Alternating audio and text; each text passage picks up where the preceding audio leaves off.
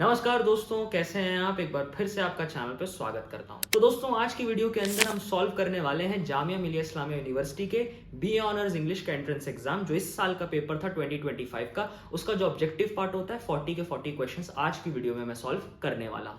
बाकी दोस्तों, आज की वीडियो में न सिर्फ मैं आपको आंसर बताऊंगा बल्कि हम डिटेल्ड पेपर एनालिसिस करेंगे। इसका मतलब क्या हुआ, मैं आपको हर आंसर की एक्सप्लेनेशन दूंगा। दूसरा सबसे इंपॉर्टेंट बात, हम स्ट्रैटेजी डिस्कस करेंगे। इस बार का पेपर कौन कौन से एरिया से क्वेश्चन ज्यादा पूछ रहा था, किन एरिया से क्वेश्चन कम आए, पिछले 5 साल के क्वेश्चन से मैं कंपैरिजन करके आपको बताऊंगा इस बार की स्ट्रैटेजी क्या थी, ताकि जो नेक्स्ट ईयर के लिए प्रिपेयर कर रहे हैं उनको समझ में आ सके उनको तैयारी किन एरियाज पे करनी है। इसी के साथ साथ वीडियो एंड तक जरूर देखिएगा दोस्तों, क्योंकि मैं वीडियो के एंड में क्वेश्चन सॉल्व करने के बाद कट ऑफ्स के बारे में बात करूंगा। इस बार की क्या कट ऑफ जाने वाली है, पूरे पेपर की आउट ऑफ 100 भी, और एमसीक्यू पार्ट की भी कट ऑफ, यानी 40 में से कितने क्वेश्चंस बन जाएंगे बच्चों के। इसके अलावा वीडियो के एंड में ये भी डिस्कस करूंगा कि इस बार की फर्स्ट कट ऑफ लिस्ट कब तक आ सकती है। बहुत सारे स्टूडेंट्स मुझसे पूछ रहे थे, तो वो भी मैं डाउट क्लियर कर दूंगा। इसी के साथ दोस्तों, बहुत इंपॉर्टेंट इन्फॉर्मेशन 2026 के एस्पिरेंट्स के लिए हमारे पास ये है कि वीआर एकेडमी की पेड मेंटरशिप क्लासेस, जिसके अंदर हम ऑनलाइन लाइव क्लासेस के थ्रू पढ़ाते हैं स्टूडेंट्स को, उसकी रजिस्ट्रेशन स्टार्ट हो गई। अगर आप रजिस्टर करना चाहते हैं खुद को, तो गूगल फॉर्म हमारा रजिस्ट्रेशन का वीडियो के डिस्क्रिप्शन में है, उसको जल्दी जाकर भर लीजिए। ये क्लासेस हम पिछले 1-1.5 साल से पढ़ा रहे हैं। फर्स्ट ईयर जब हमने पढ़ाया था, हमारी एक स्टूडेंट मास्टर्स के जो बैचेस में थी, उनका सिलेक्शन हो भी गया था। इनफैक्ट इस साल भी कम से कम 50 से 10 स्टूडेंट्स हमारे साथ रजिस्टर किए थे, और मुझे उम्मीद है कि इस बार जब रिजल्ट आएगा तो हमारे कुछ स्टूडेंट्स सिलेक्ट हो जाएंगे। तो अगर आप भी चाहते हैं हम आपके साथ जुड़कर तैयारी शुरू कर सकें, तो do think about joining our paid mentorship class. अब ये सब बातें तो हो गई हैं, चलिए दोस्तों देखते हैं इस बार का पेपर क्या रहा, क्या उधेड़-बुन जामिया ने पेपर में दी है। कॉपी पेन लेकर बैठ जाइए, नोट्स बनाना शुरू करिए, सॉल्व करते हैं जामिया के बी ऑनर्स का 2025 का पेपर इस वीडियो में। तो चलिए दोस्तों, सीधा क्वेश्चन पेपर पर आते हैं। पहले क्वेश्चन से शुरू करते हैं, जो बहुत ही सिंपल क्वेश्चन था, और वो था कि इस बार 2024 का नोबेल प्राइज किसको मिला है for their poetic prose dealing with historical trauma. आपके पास 4 ऑप्शन थे। आंसर ए हान कांग, जो आप देखते हैं साउथ कोरियन राइटर है। ये क्वेश्चन बहुत ही स्टैंडर्ड था, मुझे लगता है बहुत सारे स्टूडेंट्स का सही रहा होगा, क्योंकि आप देखते हैं जामिया के एंट्रेंस एग्जाम के अंदर वो जो करंट अफेयर्स पे क्वेश्चन पूछते हैं वो रैंडम नहीं पूछते, लिटरेचर से संबंधित ही पूछते हैं। मैंने एंट्रेंस एग्जाम से पहले जो वीडियोस अपने चैनल पे बनाई थी, उसमें भी सजेस्ट किया था स्टूडेंट्स को कि इस बार का नोबेल प्राइज पढ़ के चले जाइएगा। ये हर बार का तरीका है जामिया का, वो उस साल का या उससे 1 साल पहले वाले का नोबेल प्राइज का नाम पूछते हैं। इसमें भी आपको सवाल नजर आता है, और आप देखेंगे यही सवाल एमए के इस बार के एंट्रेंस एग्जाम के पेपर में भी आया था। तो ये रिपीटेड क्वेश्चन हो गया, और आंसर था हांगकांग, जो आप देखेंगे भी इंस्टाग्राम पे काफी पॉपुलर हो गई है हांगकांग, और उनकी 2 किताबों के लिए वो बड़ी जानी जा रही है। मैं किताबों के नाम लिख देता हूं। एक आपने देखा होगा द वेजिटेरियन, उनकी किताब है द वेजिटेरियन, और दूसरा जो नॉवल है उनका वो है ग्रीक लेसन्स। तो ये 2 किताबों के लिए वो मशहूर हैं। साउथ कोरियन राइटर हैं, और साउथ कोरियन राइटर है, इनफैक्ट वो पहली एशियन औरत है इतिहास में जिनको नोबेल प्राइज मिला है। पहले आप जानते हैं रविंद्रनाथ टैगोर थे, जिनको 1913 में मिला था। तो आंसर क्वेश्चन नंबर 1 का आंसर है हान कांग। दूसरा question history of English literature से था। मुझे लगता है ये भी काफी ऑब्वियस क्वेश्चन था, बहुत मुश्किल नहीं लगा होगा। और क्वेश्चन है what is the pen name of Mary Ann Evans, जिन्होंने मिडल मार्च लिखा है। आप देखेंगे सिर्फ मैरी एन एवंस पे भी आपको आंसर पता होना चाहिए था, पर क्वेश्चन को आसान बनाने के लिए एक एडिशनल इंफॉर्मेशन दे दी कि मिडल मार्च की जो राइटर है। तो जिन लोगों को मैरी एन एवंस नहीं पता होगा वो मिडल मार्च से गेस कर लेंगे। और आंसर आप क्वेश्चन नंबर 2 का, ये 1 था। क्वेश्चन नंबर 2 का आंसर आप जानते हैं ऑप्शन डी है, और आंसर है जॉर्ज एलियट, जो कि आप देखेंगे एक फीमेल राइटर थी, विक्टोरियन एज से एसोसिएटेड है, डिकन्स वाली एज, विक्टोरियन एज की राइटर रही है जॉर्ज एलियट, जो न सिर्फ मिडल मार्च बल्कि आप देखेंगे बहुत इंपॉर्टेंट उपन्यास है उनका साइलास मारिनर। ये बड़ी इंटरेस्टिंग इंफॉर्मेशन मैं आपको बताता हूं दोस्तों। इस पर आप देखेंगे विक्टोरियन समाज एक पैट्रियार्कल पितृसत्तात्मक समाज था, जहां आदमियों की डोमिनेंस थी। इसीलिए फीमेल राइटर्स जो क्रिएटिव काम करती थी, उनको अपना काम छपवाने के लिए मेल नाम, यानी जॉर्ज आप देखेंगे बहुत ही इंग्लिश मेल आदमियों का नाम होता है इंग्लैंड में, उस औरत को मैरी को अपना नाम जॉर्ज रखना पड़ा ताकि वो अपना काम छपवा सके। तो आपको यहाँ पर विक्टोरियन समाज की पैट्रियार्की भी नजर आती है कि औरतों को अपना काम छपवाने के लिए आदमियों का नाम लेना पड़ता है। मजे की बात आप देखेंगे, इंटरेस्टिंग एनेक्डोट ये है कि आज की दुनिया के अंदर आप एक राइटर को जानते होंगे, जेके राउलिंग, जो हैरी पॉटर की राइटर है, जिन पर भी आप देखेंगे आगे एक सवाल है। जेके राउलिंग को भी अपना नाम जेके करना पड़ा था, क्योंकि उनके पब्लिशर्स को ये लगता था कि जो यंग लड़के हैं इंग्लैंड के, वो एक फीमेल की लिखी हुई एडवेंचर कहानियां नहीं पढ़ना चाहेंगे, जबकि असल में आप देखेंगे उनका नाम जोएन था। तो वो नाम पब्लिश कर सकती थी जोएन राउलिंग, पर पब्लिशर ने कहा जेके नाम रख लो, जो थोड़ा मेल साउंडिंग नेम लगता है, ताकि तुम्हारी किताबें ज्यादा छप सकें। तो आप देखेंगे ज्यादा चीजें बदली नहीं है। जेके राउलिंग की कहानी 1990s में चल रही है, और वहीं जॉर्ज एलियट आप देखेंगे 19वीं सेंचुरी 19वीं शताब्दी की राइटर थी। तो आंसर था डी क्वेश्चन का, मैरी एंड एवेंस हैं जॉर्ज एलियट। अब आते हैं तीसरे क्वेश्चन पर, what is the literary term for a story with in a story. आप जामिया के एग्जाम में देखेंगे लिटरेरी टर्म्स एक बहुत इंपॉर्टेंट इलाका है, जॉनर है, जिसके बारे में आपको पढ़ना चाहिए एंट्रेंस एग्जाम में। मैंने अपनी वीडियो में बताया था सजेशंस में, लिटरेरी टर्म्स की बहुत वैल्यू है। लिटरेरी टर्म्स को पूरा करने के लिए एक स्टैंडर्ड किताब इंग्लिश लिटरेचर में बीए वालों के लिए मैं बता दूं, वो ये किताब है।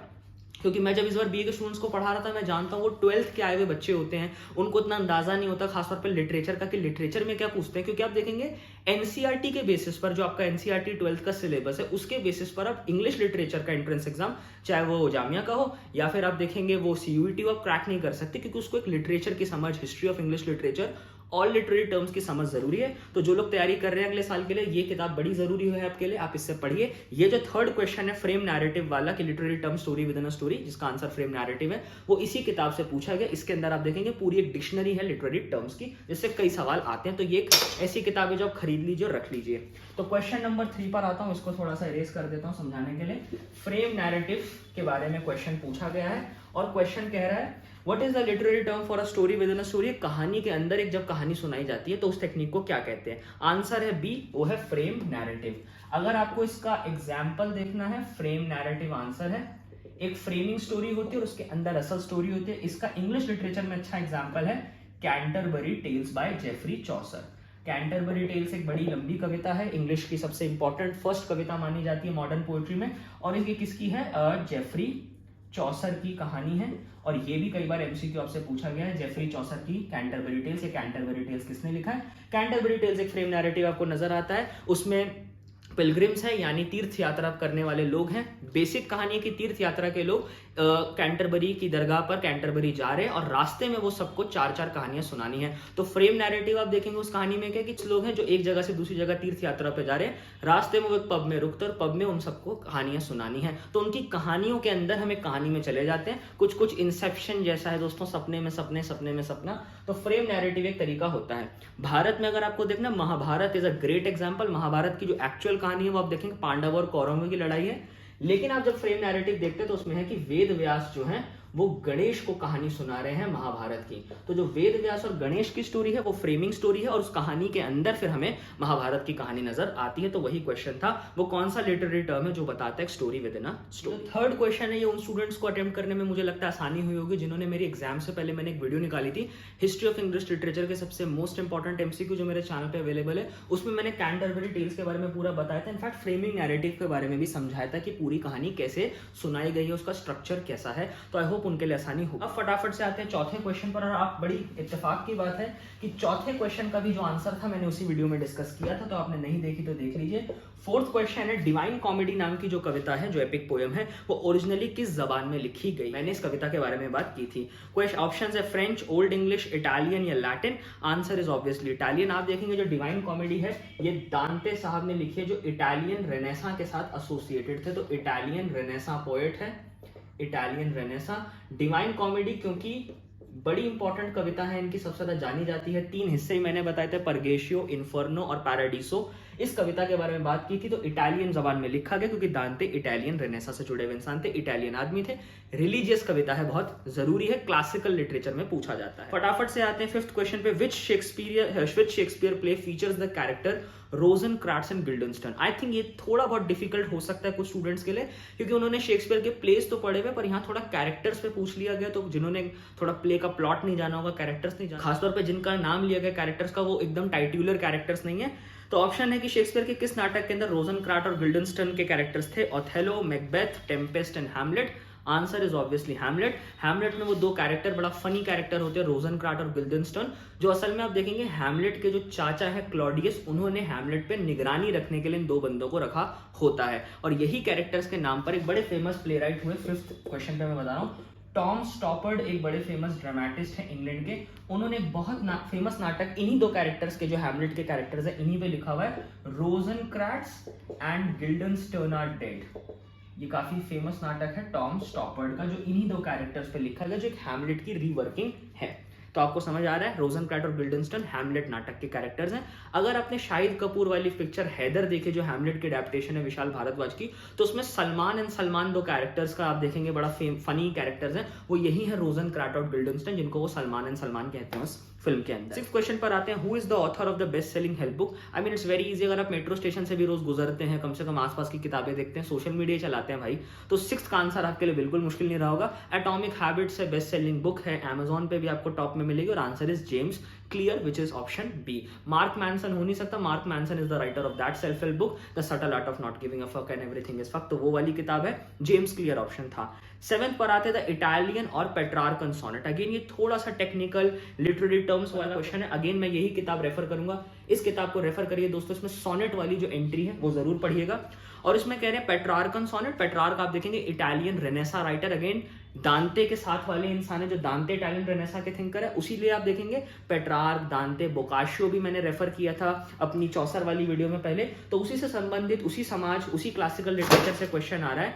इटालियन और पेट्रार्कन सोनेट किन हिस्सों में बटी होती है, यानी आप जानते हैं सोनेट 14 लाइन की कविता होती है, वो 14 लाइन की कविता पेट्रार्कन सोनेट पे खास तरह से बटी हुई होती है। और वो क्या बटी, कैसे बटी हुई है, A option, B, C, D, कैसे बटी हुई है, answer is option B, an octave and a sestet. तो अगर मैं आपको 7th क्वेश्चन का समझाऊं तो जो सोनेट है वो 14 लाइन कविता है। पेट्रार्क जिस तरह की सोनेट्स लिखते थे लाउरा नाम की अपनी बिलवेड के लिए, गर्लफ्रेंड के लिए, उसको वो 8 और 6 में बांट देते थे, तो 8 को हम ऑक्टेट कहते हैं और 6 को हम सेस्टेट कहते हैं। टोटल मिलाकर 8 और 6 हो गया 14 लाइंस की, तो answer is B, an octave and a sestet. आप देखेंगे इसमें एक ऑप्शन ए दे रखा है जो बड़ा जरूरी है कि 3 क्वार्टरेन्स एंड अ कपलेट। आप देखेंगे ये गलत आंसर है, पर ये अच्छा ऑप्शन है क्योंकि बच्चे कई बार कंफ्यूज हो सकते थे। पहले वाला जो ऑप्शन है, जो आप देखेंगे 7th का ऑप्शन ए है, उसको हम असल में शेक्सपियरियन सोनेट कहते हैं। जब शेक्सपियर साहब ने सोनेट लिखी, आप जानते हैं शेक्सपियर की बहुत फेमस सोनेट है, shall I compare thee to a summer's day thou art more lovely and more temperate। Shakespearean sonnet का जो डिवीजन होता है, देखिए लिख तो सब 14 लाइन ही रहे, लेकिन सबको अलग अलग हिस्सों में सबका स्ट्रक्चर अलग होता है 14 लाइंस का। शेक्सपियर की जो सोनेट होती है वो है 3 क्वार्टरेन्स एंड अ कपलेट। 3 क्वार्टरेन्स का मतलब होता है, आप क्वार्टरेन जानते हैं कि 3 into 4 यानी 12 लाइंस होती हैं, और फिर एक कपलेट यानी 2 लाइंस लास्ट में होती है, वो टोटल बनती है। तो ये शेक्सपियर का तरीका है, 3 क्वार्टरेन्स एंड अ कपलेट। क्वार्टरेन का मतलब होता है 4 लाइंस की, 3-4 लाइंस की कविता होंगी और एक कपलेट होगा, मिलाकर 14। तो ए हो नहीं सकता था, कंफ्यूजन हो सकती थी, आंसर पेट्रार्कन बी है, an octave and a sestet. तो चलिए दोस्तों 7 सवाल तो हो गए, फटाफट से 8th पर आते हैं। उससे पहले मैं ये बोर्ड फटाफट से, 8th क्वेश्चन काफी इजी क्वेश्चन था, इंडियंस को यार प्लीज ये तो पता होना चाहिए। एंशिएंट इंडियन कौन सा टेक्स्ट है जिसको दुनिया का सबसे लंबी एपिक पोएम कही जाती है? Option Ramayan, Bhagavad Gita, Arthashastra, Mahabharat. Answer was obviously Mahabharat, क्योंकि आप देखते हैं 1 लाख से भी ज्यादा श्लोक है महाभारत के अंदर, जो 18 पर्वों में बटा हुआ है। अगर आप लंबाई की बात करें तो वेस्ट के अंदर आप देखेंगे, अगर मैं 8th क्वेश्चन पे ही है ना हम लोग, हाँ, अगर हम 8th की बात करें तो जो वेस्टर्न सबसे बड़े एपिक्स हैं जो आप देखेंगे, होमर के एपिक हैं, होमर्स epic which is Iliad plus the Odyssey. तो अगर मैं इन दोनों एपिक्स को भी मिला दूं इनकी लेंथ को, तो जो महाभारत है हमारी वो इनसे भी 10 टाइम्स ज्यादा लंबी है। जहां तक हमारी अपनी सेकंड बिगेस्ट जो हमारे लिए एपिक है, यानी महाभारत और रामायण है भारत की सबसे इंपॉर्टेंट एपिक्स, तो रामायण को अगर देखेंगे तो उससे 4 गुना ज्यादा लंबी है महाभारत। तो इतना लंबी, सबसे लंबी दुनिया की एपिक पोएम यही है। और एपिक पोएम्स आप जानते हैं हीरोज के बारे में होती हैं, बड़ी लंबी वॉर्स होती हैं, गॉड्स इंटरवीन करते हैं, लार्जर देन लाइफ होती है, मोरालिटी होती है। और महाभारत आप देखेंगे एपिक पोएम है जिसका हीरो आप लोग जानते हैं अर्जुन है, which is who is the 3rd Pandava. तो answer was definitely Mahabharat. 9th question पर आते हैं फटाफट से दोस्तों। I think this would have been a little tough, though not that tough, क्योंकि एग्जाम से कुछ दिन पहले ही इस प्राइज की अनाउंसमेंट हुई थी, काफी ज्यादा सोशल मीडिया पे था। तो अगर आप थोड़ा सा लिटरेचर की दुनिया से जुड़े हुए नहीं है, थोड़े न्यूज चैनल को फॉलो नहीं करते, तो थोड़ा मुश्किल रहा होगा। क्वेश्चन है, who was awarded the 2025 Holberg Prize? Options है Homi K Bhabha, Judith Butler, Arundhati Roy and Gayatri Chakravorty Spivak. Answer is D, Gayatri Chakravorty Spivak, जो लिटरेचर की दुनिया में मास्टर्स या बीए भी कर चुके हैं, वो जानते होंगे, would be familiar with her name. She is a very famous post colonial critic, अभी जिंदा है, कोलंबिया यूनिवर्सिटी में पढ़ाती हैं, बहुत बढ़िया ट्रांसलेटर है। दरिदा एक फिलोसोफर हुए, पोस्ट स्ट्रक्चरलिस्ट हैं, उनकी ट्रांसलेटर के तौर पे जानी जाती हैं। महाश्वेता देवी की कहानियों के ट्रांसलेटर के तौर पे जानी जाती हैं। Spivak is the answer. Holberg Prize 2025 का उनको मिला है। आप देखेंगे जो होलबर्ग प्राइज है ये असल में नॉर्वे की गवर्नमेंट देती है, ठीक है, गवर्नमेंट ऑफ नॉर्वे देती है। किन लोगों को देती है? आर्ट्स की फील्ड के, ह्यूमैनिटीज की फील्ड के लोगों को देती है, कई बार लीगल स्टडीज के लोगों को देती है और सोशल साइंसेस में। तो आपको जानना चाहिए, प्राइस पर पूछा गया है, काफी लेटेस्ट। मैंने बताया था जामिया अगर करंट अफेयर्स भी पूछता है अपने पेपर में तो लिटरेचर से रिलेटेड पूछता है। अभी हाल ही में प्राइस चक्रवर्ती स्पिवक जो इंडियन है, अमेरिकन इंडियन राइटर है, उनको मिली। तो बड़ी बात थी भारत के लिए कि उनको मिली, काफी ज्यादा सोशल मीडिया पर था। तो आंसर चक्रवर्ती, गायत्री चक्रवर्ती स्पिवक ही है। थोड़ा आप इनके बारे में जानिए, पढ़िए, आपके आगे भी काम आएगा, खासतौर पे मास्टर्स में। आपको मैं बता दूं, चक्रवर्ती, गायत्री चक्रवर्ती स्पिवक का बहुत फेमस ऐसे है जो पढ़े बगैर आपकी मास्टर्स क्लियर नहीं हो सकती, और उसका नाम है कैन द सबाल्टर्न स्पीक। तो ये आपको मास्टर्स में पढ़ना ही पड़ेगा। आगे अगर आप लिटरेचर की दुनिया में आना चाहते हैं तो ये पढ़ना ही पढ़ना है। तो स्पिवक का नाम आप जान लीजिए, इसलिए पूछा गया सवाल। क्वेश्चन नंबर 10 पर आते हैं। Very standard kind of question, थोड़ा बहुत भी आप जानते हैं लिटरेचर को तो गेस कर लेंगे। What is the primary genre of Gabriel Garcia Marquez? यानी मार्केजी का जो बड़ा फेमस उपन्यास है 100 Years of Solitude, जिस पर आप देखेंगे नेटफ्लिक्स पर अभी जल्दी सीरीज भी आने वाली है। आई थिंक प्रोमो तो आ ही गया था, तो इसलिए भी काफी पॉपुलर, और वैसे भी उसको जाना जाता है खासतौर पे सलमान रुश्दी के कॉन्टेक्स्ट में भी। आप देखेंगे आगे रुश्दी पे एक क्वेश्चन भी पूछा गया है, तो ये दोनों जुड़े हुए, जो ये दोनों क्वेश्चन जुड़े हुए हैं एक तरह से। तो गैब्रियल गार्सिया मार्केजी का जो नॉवल है, लैटिन अमेरिकन राइटर रहे हैं, 100 Years of Solitude, उसका जॉनर क्या है, यानी किस किस्म का नॉवल है, किस तरह की बात उसमें कही गई, कहानी सुनाने का अंदाज कैसा है उनका, उसी को जॉनर कहते हैं, फ्रेंच वर्ड है। ऑप्शन है fantasy, historical fiction, magical realism या realism. Answer is magical realism. तो अगर हम 10th क्वेश्चन का देखें तो आंसर है मैजिकल रियलिज्म, जिसके लिए हिंदी में एक वर्ड चलता है जादुई यथार्थवाद है, जादुई यथार्थवाद, जिसके लिए आप देखते हैं भारत में सलमान रुश्दी जाने जाते हैं। उन्होंने अपने फेमस नॉवल मिडनाइट चिल्ड्रन के अंदर, बल्कि उन्होंने मिडनाइट चिल्ड्रन में भी यही टेक्निक, यही जॉनरा यूज किया है। इनफैक्ट रुश्दी ने अपने कई इंटरव्यूज में यहां तक कहा है कि मैं मार्केजी से इंस्पायर्ड हूं। हिंदी के भी कई लेखक आप देखते हैं मार्केजी से इंस्पायर्ड थे। गैब्रियल गार्सिया मार्केजी की एक और किताब जो काफी मशहूर है वो है love in the time of cholera. ये वही किताब है और यही वो मार्केजी है जिनकी, लेकिन वो जिसके लिए सबसे ज्यादा जाने जाते हैं वो 100 Years of Solitude है। तो this book is also very famous. जहां तक रुश्दी की बात है तो उनकी जो ये वाला उपन्यास है मिडनाइट चिल्ड्रन, ये भारत में मैजिकल रियलिज्म यानी इंग्लिश लिटरेचर के अंदर, इंडियन इंग्लिश लिटरेचर के अंदर बड़ा इंपॉर्टेंट माना जाता है। मैजिकल रियलिज्म पे कभी डिटेल में एक वीडियो बनाऊंगा, पर उसमें होता बेसिकली ये है कि बात हकीकत की हो रही होती है, बात आज के मसलों की हो रही होती है, हमारी रियलिटी की हो रही होती है, लेकिन उसको तरीका जो बताने का होता है वो जादुई होता है, सपनों में ले जाते हैं। कुछ ऐसा होगा जो आपको बहुत मिस्टिकल, अनबिलीवेबल लगेगा, पर आप समझ जाते हैं कि बात भले ही जादू की हो रही हो, पर जो मैसेज दिया जा रहा है वो रियलिटी से जुड़ा हुआ है। तो गैब्रियल गार्सिया मार्केज जो लैटिन अमेरिकन राइटर थे, आप देखेंगे कोलंबिया से जुड़े हुए हैं, साउथ अमेरिकन राइटर हैं, उनको इसी के साथ एसोसिएट किया जाता है कि उन्होंने इनोवेट किया नॉवल के फॉर्म में इन पोस्ट कॉलोनियल सेंस, इन पोस्ट 1950s, इसीलिए वो जाने जाते हैं। उनका famous novel 100 Years of Solitude, जो आप देखते हैं बुएंदिया फैमिली की कहानी है, काफी मशहूर नॉवल है। तो काफी स्ट्रेट फॉरवर्ड तरह का क्वेश्चन है, बहुत ज्यादा कहीं बाल की खाल निकालने की कोशिश नहीं की गई है। क्वेश्चन नंबर 11 पर आते हैं। Very standard question from history of English literature, जो आपको बिल्कुल पता होना चाहिए। एपिक पोयम पैराडाइज लॉस्ट किसने लिखी है? Answer is obviously John Milton. अगर आप चाहते हैं तो ये वो किताब है पैराडाइज लॉस्ट, मिल्टन की सबसे इंपॉर्टेंट किताब है। इसका सीक्वल भी उन्होंने लिखा था बाद में, पैराडाइज रीगेन्ड। आप देखते हैं ये किताब मिल्टन ने अंधे होने के बाद, क्योंकि आप देखते हैं Milton over the time blind होने लगे, तो उन्होंने एक सोनेट भी लिखी ऑन हिज ब्लाइंडनेस, अपनी ब्लाइंडनेस पर ओवर द टाइम, क्योंकि वो पढ़ने का बहुत शौक रखते थे। लाइट उस समय थी नहीं, यानी बिजली थी नहीं, तो भैया कैंडल की रोशनी में पढ़ रहे तो आंखें जाने लगी थी।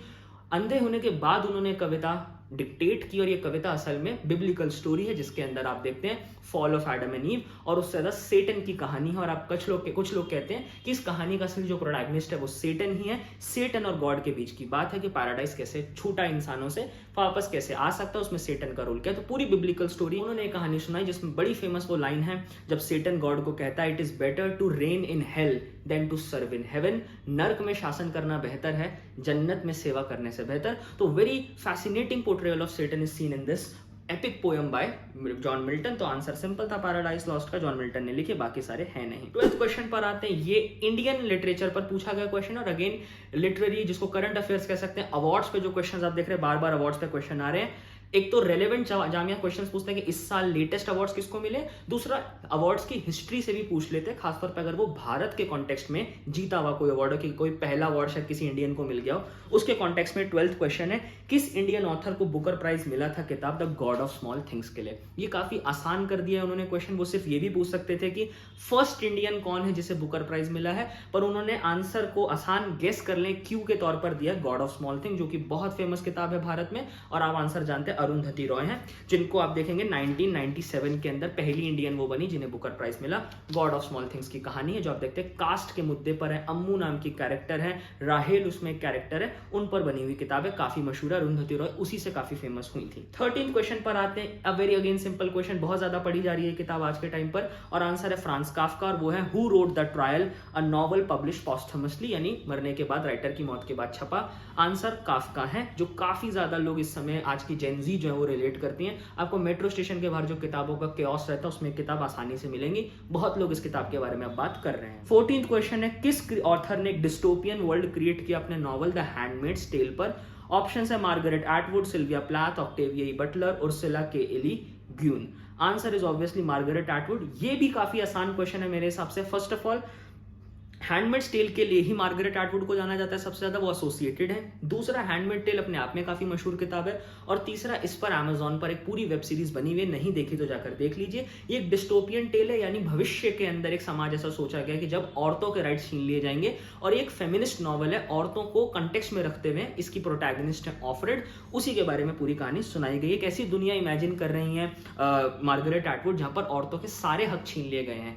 पर मार्गरेट एटवुड ने कई बार अपने इंटरव्यूज में इस नॉवल के बारे में कहा है कि मैंने कोई ऐसी चीज नहीं लिखी जो कभी हुई नहीं औरतों के बारे में, यानी she is not imagining things about women, but actually these things have happened someway और द अदर इन हिस्ट्री। तो कहते हैं मेरी डिस्टोपियन वर्ल्ड नहीं है, I am actually representing what has happened with women. तो आंसर हैंडमेड्स टेल का Margaret Atwood ही है। बाकी आगे पढ़ने से पहले दोस्तों मैं आपको एक चीज बता दूं, अगर आपके पास एक क्वेश्चन पेपर नहीं है तो हमने पूरा क्वेश्चन पेपर सॉल्व करके विद आंसर्स एंड एक्सप्लेनेशंस एक पूरी पीडीएफ बनाकर अपनी एकेडमी वेबसाइट पे अपलोड कर रखी है। वहां फ्रीली जाकर डाउनलोड करके पढ़ सकते हैं। क्वेश्चन पेपर का लिंक वीडियो के डिस्क्रिप्शन में अटैच कर दिया गया है। बड़ी मजे की बात है, वहां पर आपको न सिर्फ ये वाला पेपर बल्कि पिछले साल के ही पेपर्स आपको मिल जाएंगे, न सिर्फ जामे के बल्कि बाकी सेंट्रल यूनिवर्सिटीज के भी, और भी बहुत डिटेल पढ़ने की चीजें हैं। तो जाके आप चेकआउट करिए, वेबसाइट डाउनलोड कर लीजिए। सब हो गया, फटाफट से आते हैं क्वेश्चन नंबर 15 पर। Identify the figure of speech in time is a thief. Time is a thief phrase में कौन सा फिगर ऑफ स्पीच यानी पोएटिक या लिटरेरी डिवाइस यूज हुआ है। ऑप्शंस थे सिमिली, मेटाफर, अल्यूजन या irony. Answer was obviously metaphor, जिसमें एक डायरेक्ट कंपैरिजन बनाया जाता है दो चीजों के बीच में। आप देखते हैं यहाँ कंफ्यूजन का चांस शायद सिमिली या मेटाफर में हो सकता था, लेकिन सिमिली नहीं हो सकता। वहां आप जानते हैं लाइक और एज यूज होता है कंपैरिजन करने के लिए, तो it is connected to metaphor. तो time is like a thief होता तो सिमिली हो जाती, पर यहाँ लाइक है ही नहीं, तो time is a thief is a metaphor. अगर आप पोएटिक डिवाइसेस समझना चाहते हैं क्या क्या होते हैं विद एग्जांपल्स, तो पूरी प्लेलिस्ट हमारे चैनल पर बनी हुई है, जाके चेकआउट कर लीजिए। मेटाफर भी समझाया था उसमें। 16th क्वेश्चन पर आते हैं, who is the protagonist of crime and punishment. आप देखेंगे जामिया बहुत ही स्टैंडर्ड, बहुत ही पॉपुलर जो किताबें इंग्लिश लिटरेचर में चलती हैं उन्हीं से रिलेटेड सवाल पूछ रहा है। ये क्वेश्चन भी बहुत सिंपल है। क्राइम एंड पनिशमेंट बहुत फेमस नॉवल है जो अभी हाल में और ज्यादा पॉपुलर होने लगा है। इसके प्रोटैगनिस्ट यानी मेन कैरेक्टर कौन है? ऑप्शन है रास्कोल्निकोव, पियर बेजुकोव, ग्रेगोर सामसा या इवान कारामात्सोव। आंसर इज ऑब्वियसली ए, रास्कोल्निकोव। जो आप देखते हैं रोदियन रास्कोल्निकोव उसका नाम होता है। ये नॉवल आप देखते हैं फ्योदोर दोस्तोयेव्स्की, जो कि रशियन राइटर थे।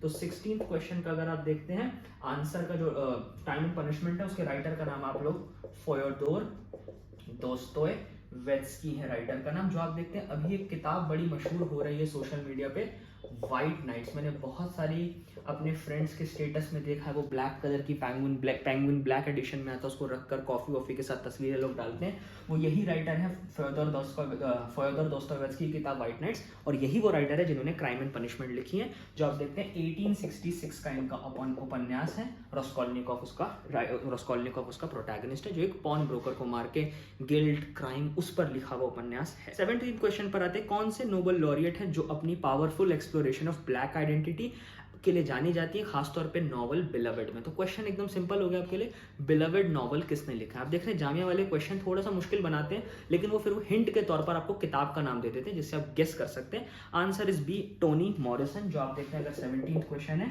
बिलवेड उनकी बहुत फेमस किताब है, बिलवेड टोनी मॉरिसन है, ठीक है। और ये आप देखेंगे टोनी मॉरिसन है।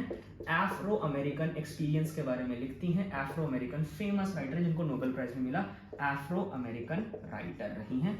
और अमेरिका के अंदर ब्लैक्स की आइडेंटिटी को लेकर, ब्लैक्स के डिलेमा को लेकर उनकी जो फाइट फॉर सर्वाइवल है उसके दौरान उन्होंने 20th सेंचुरी यानी 20वीं सदी की राइटर है, 20th सेंचुरी की। खासतौर पर आप देखेंगे civil rights movement, Martin Luther King, I have a dream, उस वाले इतिहास से जुड़ी हुई। 18th question history of English literature का ही स्टैंडर्ड क्वेश्चन है, कुबला खान पोएम किसने लिखी है। यहाँ थोड़ा सा मुश्किल हो सकता है क्योंकि कुबला खान के जो राइटर हैं, पहले तो मैं आपको आंसर बता देता हूँ। 18th क्वेश्चन का जो आंसर है William Blake, William Wordsworth, Percy Bysshe Shelley और option D Samuel Taylor Coleridge, which is the right answer. आप देखेंगे कुबला खान असल में एक रोमांटिक पोएम है और जितने भी ऑप्शन दिए गए सारे रोमांटिक राइटर्स के दिए गए, लेकिन आंसर है last romantic writer who is Samuel Taylor Coleridge. S T. Coleridge कहते हैं, वर्ड्सवर्थ के बेस्ट फ्रेंड थे, उनके साथ मिलकर उन्होंने एक किताब लिखी, बड़ी फेमस किताब है, नाम उसका याद रखिएगा, लिरिकल बैलेड्स। इसको आप मान सकते हैं रोमांटिक पोइट्री की शुरुआत, जिसकी पब्लिकेशन आप देखते हैं, इसकी पब्लिकेशन 1798 में जो छपती है, इससे रोमांटिक मूवमेंट की शुरुआत, आगाज कहते हैं इंग्लिश साहित्य के अंदर, सैमुअल टेलर कोलरिज के साथ ही लिखी गई। सैमुअल टेलर कोलरिज कुबला खान कविता के लिए तो जाने जाते हैं, पर इनकी एक कविता आपने जरूर सुनी होगी और वो है rhyme of the Ancient mariner. ये कविता स्कूलों में भी पढ़ाई जाती है, तो काफी ऑब्वियस पोएम नहीं पूछी, थोड़ा सा बच्चे है ना घबरा गए होंगे कि यार ये वाली पूछ लेते तो जल्दी पकड़ लेते। कुबला खान थोड़ा कम स्टूडेंट्स जानते हैं, पर yes Rime of the Ancient Mariner के लिए कोलरिज को जाना जाता है, जिसमें वही फेमस फ्रेज है water water everywhere not a drop to drink, जो आपको सेव वाटर के कैंपेन्स में नजर आएगा। उसी कोलरिज ने कविता लिखी कुबला खान, जो कि आप देखेंगे रियल कहानी है। कोलरिज ने अफीम पीकर ये कविता लिखी थी, और ये रियल है, मैं मजाक नहीं कर रहा हूँ, तो मुहावरे नहीं कि भैया गांजा फूक के लिख रहे थे। एक्चुअली में इंग्लैंड में ओपियम डेन्स हुआ करते थे उस समय, जो चाइना से ओपियम लाया जाता था, ओपियम वॉर्स आप देखेंगे। अमिताभ घोष ने इस बारे में अपने कई उपन्यासों में, आइबिस ट्रायलॉजी में बात की है। तो ओपियम के डेन्स थे इंग्लैंड के अंदर, और कोलरिज बहुत ज़्यादा अफीम पी रखे थे, और उस अफीम पीने से जो हेलुसिनेशन उन्हें जो विजन्स नजर आए, जो सपना आया, उसी सपने को उन्होंने इस कविता में दर्ज किया हुआ है। जो आप कुबला खान एक राजा था एशिया का, चीन का, और उसमें ज़ैनाडू का वो राजा माना जाता है। तो ज़ैनाडू के बारे में बात है इस कविता में, एबिसिनियन मेड के बारे में वो जिक्र करते हैं। इन सारी चीज़ों का जिक्र आपको इस फेमस कविता में आता है, जिसका नाम ही है अ फ्रैगमेंट, और है ना विजन इन अ ड्रीम, ये उसका सब टाइटल है इस कविता का। एक्चुअली में अ ड्रीम और अ फ्रैगमेंट, यानी सपने में जो देखा वही लिखा। और इसलिए आप देखेंगे जब ये कविता पढ़ते हैं कुबला खान, तो बहुत ही टूटी हुई, अधूरी, कहीं मिडल में ही वो कविता खत्म हो जाती है, और आपको लगता है अचानक से क्या हो रहा है। तो वो सबलाइम, सुपर नेचुरल, मिस्टिकल, वो सब चीज़ें कोलरिज की आपको इस कविता में आती हैं, जो कॉलेजों में पढ़ाई जाती हैं। इसके बाद आते हैं नेक्स्ट क्वेश्चन की लिटरेरी टर्म्स पे क्वेश्चन आ रहे हैं। मैं बार बार कह रहा हूँ, लिटरेरी टर्म्स से कम 5 से 6 सवाल हर साल जामिया के बीए और एमए एंट्रेंस एग्जाम्स में होता है। तो उसके लिए वो एमएच एब्रम्स वाली किताब जो मैंने आपको बताई थी, दिस इज द बुक, आप इसको रेफर कर लीजिए। दोबारा इसी से क्वेश्चन आ रहा है, एपीफनी जो टर्म है उसका मतलब क्या होता है। आई think this again is a very trending word. काफ़ी किताबों में, पोइट्री की किताबें जो सेल्फ पब्लिश लोग करते हैं या इंस्टाग्राम के पेजेस होते हैं, उनमें भी ये वर्ड्स लोग यूज़ करते हैं। आई हैड एन एपीफनी टुडे, या एपीफिनियस जो पोएम्स लिखते हैं लोग। तो ऑप्शन है symbol representing death, no that can't be the right answer, the answer is B. A symbol, a sudden movement of realization, जब आपको एकदम से कोई बहुत गहरे सत्य का एहसास हो जाता है, उसी को हम एपीफनी कहते हैं। कि इतने समय से मैं उलझ रहा था, बट अचानक से that eureka movement was there, उसी को एपीफनी कहा जाता है। और ये बहुत एक डीप मोरल मैसेज आपको समझ में आ जाए, दुनिया का कोई रहस्य समझ में आ जाए, उसी को एपीफनी कहा जाता है। बाकी ऑप्शन गलत है, आंसर बी ही है, सडन मूवमेंट ऑफ रियलाइजेशन। इसी के साथ दोस्तों जल्दी से आते हैं क्वेश्चन नंबर 20 पर, जो मुझे लगता है सबका सही रहा होगा। What is the name of the fictional school in Harry Potter series? आखिर कौन है वो बच्चा जिसको ये नहीं पता है? I really don't have any idea अगर ये किसी का गलत हो रहा है, क्योंकि हो ना हो किसी ना किसी वजह से हम हैरी पॉटर की वजह से हम लिटरेचर पढ़ने आते हैं, हमारा मन करता है साहित्य पढ़ने का। Answer is obviously Hogwarts, the school of magic, जिसमें हैरी पॉटर जाता है, Dumbledore and everybody is there. तो आई डोंट थिंक इसका आंसर मुझे समझाने की जरूरत है, तो हैरी पॉटर सीरीज का आंसर हॉगवर्ट्स था। अगर ये वीडियो आपने यहाँ आखिर तक देखे तो मैं आपसे बेइंतहा मोहब्बत करता हूँ, और आप अपने आप को शाबाशी दीजिए, क्योंकि आप मुझे आधे घंटे तक झेल पाए। पर दोस्तों आज की वीडियो क्योंकि लंबी हो रही है, इसलिए आज यहीं रुकना पड़ेगा। दो आगे की वीडियो में पूरी रिकॉर्ड कर चुके हैं, तो 3 से 4 दिन में एडिटिंग के बाद आप एक्सपेक्ट कर सकते हैं वीडियो चैनल पे आ जाएगी, जिसमें बचे हुए 20 सवाल और कट ऑफ्स क्या होने वाली है और फर्स्ट लिस्ट कब आएगी उसकी डिटेल्स भी क्लियर कर देंगे। तब तक के लिए आप इस वीडियो को इत्मीनान से देखिए, 2 से 3 बार देखिए, नोट्स बना लीजिए, एनालाइज कर लीजिए, और खास तौर पे उन दोस्तों के साथ साझा करिए, शेयर करिए जो आपके हिसाब से इस साल पेपर देकर आए थे, या उससे भी ज्यादा जो अगले साल की प्रिपरेशन कर रहे हैं जामिया आने के लिए, उनके लिए बहुत हेल्पफुल होने वाली है, आप भी देखें। इसके अलावा उनके साथ भी आप शेयर कर सकते हैं हैं जो किसी और लिटरेचर के एग्जाम्स की प्रिपरेशन कर रहे हैं, क्योंकि आप देखते हैं सारे क्वेश्चन जो है वो कहीं ना कहीं किसी और एग्जाम्स में, जैसे CUET हो, UG हो, PG हो, नेट हो, MA हो, उनमें भी पूछे जाते हैं। तो do share it with them. बाकी अगले साल की जो प्रिपरेशन कर रहे हैं स्टूडेंट्स, उनके लिए बता दें, एक हम बहुत ही रीजनेबल रेट्स में पिछले 1-1.5 साल से जामिया के एस्पिरेंट्स को पढ़ा रहे हैं। तो अगर आप भी ज्वाइन करना चाहते हैं, गूगल फॉर्म का लिंक डिस्क्रिप्शन में, जल्दी रजिस्टर कर लीजिए। 32 क्लासेस का टोटल कोर्स है, पूरा सिलेबस पढ़ाने वाले हैं। क्लासेस जुलाई के फर्स्ट वीक से स्टार्ट होंगी, तो आप ज्वाइन कर सकते हैं। दूसरा, in the mean time free resources भी हमारे यहाँ पर है, सब कुछ पेड नहीं है। एक पूरी प्लेलिस्ट जामिया की बना रखी है B और MA एग्जाम्स के लिए, सिलेबस को कवर करते हुए काफी हिस्से, वो फ्री वीडियोज एक प्लेलिस्ट में चैनल पर है, वो देख लीजिए तब तक। और अगले साल की प्रिपरेशन और स्ट्रैटेजी को समझाते हुए जल्दी चैनल पर वीडियोज आने वाली हैं, तभी आपसे फिर से मुखातिब होऊंगा। अभी इजाजत दीजिए।